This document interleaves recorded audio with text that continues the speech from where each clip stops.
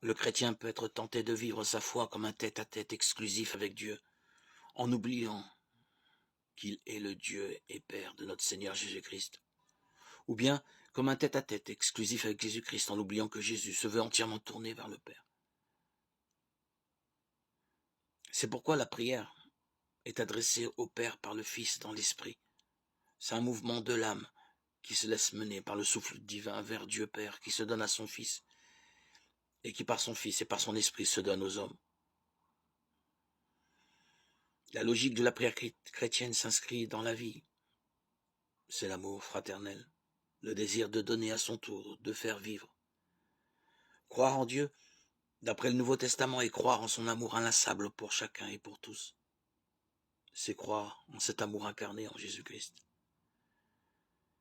C'est y croire vraiment parce que l'Esprit de Dieu vient en nous, pour nous en rendre témoignage au plus profond de nous-mêmes. Romains 8,16.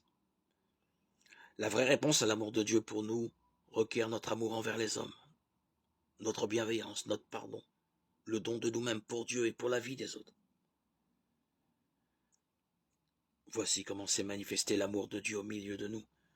Dieu a envoyé son Fils unique dans le monde afin que nous vivions par lui. Voici ce qu'est l'amour. Ce n'est pas nous qui avons aimé Dieu, c'est lui qui nous a aimés et qui a envoyé son Fils. Mais bien aimés, si Dieu nous a aimés ainsi, nous devons nous aussi nous aimer les uns les autres. Dieu, nul ne l'a jamais contemplé. Si nous nous aimons les uns les autres, Dieu demeure en nous et son amour en nous est accompli. 1 Jean 4, 9, 12.